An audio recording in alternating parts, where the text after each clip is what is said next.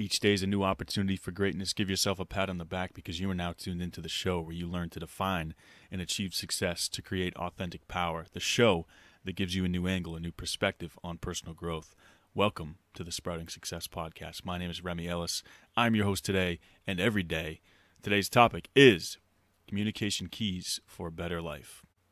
Now, I got the idea for this topic when I was thinking about simple things that people often overlook, small adjustments that, if made, would change so much, not only in the results you're getting in life, but also in your ability to put yourself in a position to win. Communication is one of the aspects of your life that is so constant, so principled to the situations you'll find yourself in on a daily basis that I wanted to dedicate an episode of this show to highlight a few things about communication that, if understood, if applied, will allow you to be a more effective communicator and elevate yourself socially.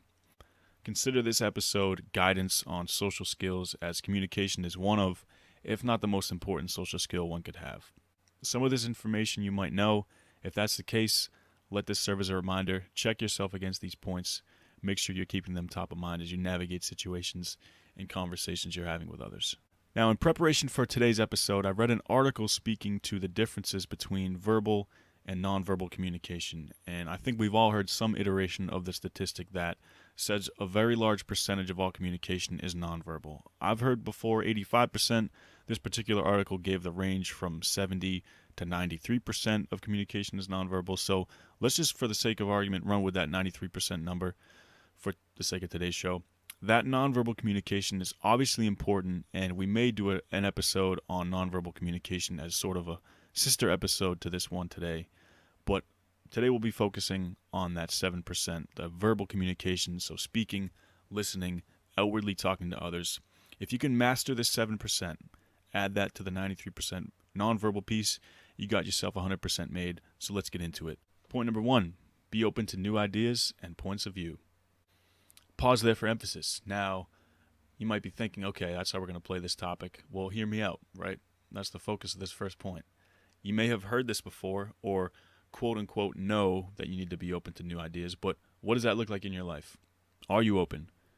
Do you get uncomfortable when someone challenges your opinion or shares information that you may not have known yourself? What I'm seeing today in the very small sample size that is my life, people have opinions, which is great. We're all entitled to our opinions, which is a beautiful thing. However, people are getting so entrenched in their opinions and schools of thought that even the slightest engagement from someone who might hold a different opinion just sets them off. They can't even have a respectful, thoughtful conversation to see, okay, you disagree with me. Why might you disagree? Am I missing something perhaps I overlooked? Do they know something that I don't? People take what is a difference in opinions as a personal attack, something that can't even be discussed. They write the other party off for simply disagreeing with them. They're smart, the other person's dumb, case closed. Perhaps you're seeing something similar in your life as you look around at people you know, family perhaps, friends. Comment sections online is a place you'll see it, other timelines, social media timelines. And it's a dangerous thing to be closed-minded because as your conviction and your opinion grows, you'll start to only associate with people that agree with you, other people that have the same opinion, and validate your point of view. That just digs the hole even deeper now. The best way to break this cycle is to get around some new people, consume some new media, listen to new people speak. The more angles you can get, the more fit you are to build out your own opinion, to be able to argue the other side. I think everyone should be able to argue against the opinion that they hold. That shows true intelligence, true open-mindedness. Appreciate when someone brings something new to the table, something you may not have considered, or something you may have considered before, but in a new way. Socrates said, "I am the wisest man alive, for I know one thing, and that is that I know nothing." He said something like that. Assume that other people are right and that you are wrong. This forces you to stay open, stay receptive to new information, new ideas, and new perspectives. Point number 2, listen and understand. People like to talk. People like to talk, and people like to listen to themselves talk. Knowing this, if you're engaging in a conversation with someone, I don't care if it's business, personal life, romantic relationships, whatever it is, let the other person talk. Nothing is worse than someone who just can't close their mouth, give the floor to someone else. That person who can't give the floor up is nervous, uncomfortable, likely has some insecurities, deep-seated insecurities going on. Their public display is a hint that something's going on. Don't be that person. Address your problems a different way. By listening first instead of speaking, you show that you are to be respected as a communicator. And other fluent communicators will appreciate your skill as a listener. And guess what? When it comes time for you to share, for you to speak, they will listen to you. More can be gained from listening than from sharing. Always. You open your mouth to stroke your ego. By opening your ears, you let the other person stroke their ego a bit. And in the long run, you sharpen your skill of listening. And that sharpening the skill, that will pay itself back in numbers as time goes on. You may have heard the quote before, seek first to understand, then to be understood. I don't know how much I like this quote, but I do like the point. If you're speaking, you can't be listening. And if you truly want to understand someone, listen to the words they're saying, but more importantly, listen to the tone in which they say the things they're saying. Listen to the emotion behind the words, and you will learn more there than in trying to pick apart their words. So be as diligent a listener as you can. The next conversation you're in, remember that listening actually gives you more power than speaking. Not only is listening the polite thing to do, but it helps you become a better communicator. The next level past listening is asking questions, and then listening. Maybe one day we'll do an episode of this show on asking the right questions. Point number 3, once again, today's topic is communication keys for a better life. Point number 3 is stop assuming and projecting.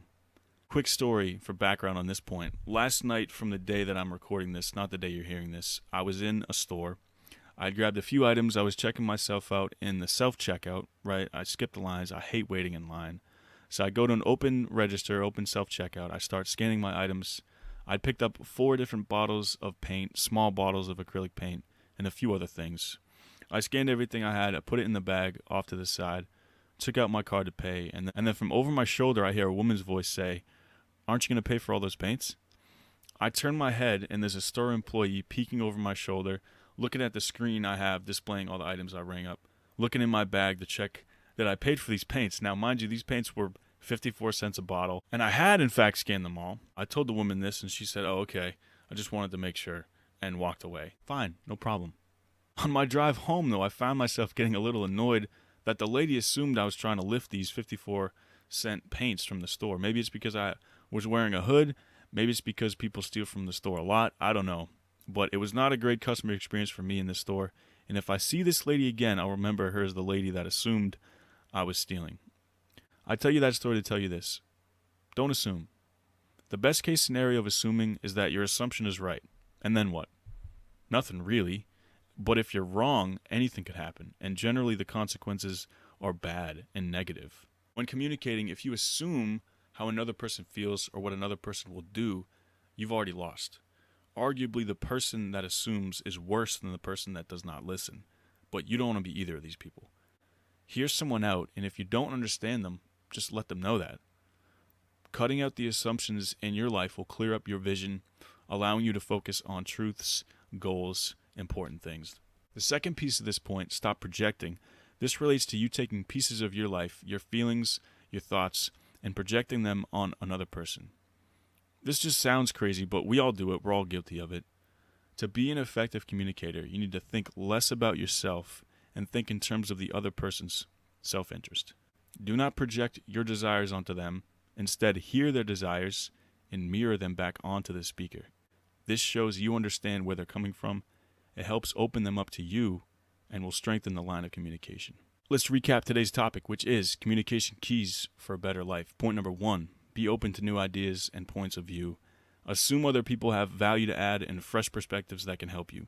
Don't be so stuck in your ways and opinions that the thought of a difference in opinion makes you uncomfortable. Welcome a respectful, intelligent conversation with someone that disagrees with you. Point number 2, listen and understand. The best communicators say very little. Instead, they use their listening skills to tune in into the emotion of the speaker, pick up on subtle points. Instead of opening your mouth and ego-stroking yourself, let the other person speak. This gives you more power in the long run. And point number 3, stop assuming and projecting. Don't be the store employee assuming I'm trying to steal these 54-cent paints. She played herself. Do not assume you know how the other person feels or what the other person will say. Hear them out. Don't project your feelings, thoughts onto another person. Instead, listen to what they're saying and act as a mirror. I appreciate you tuning into this episode. Until next time, stay well.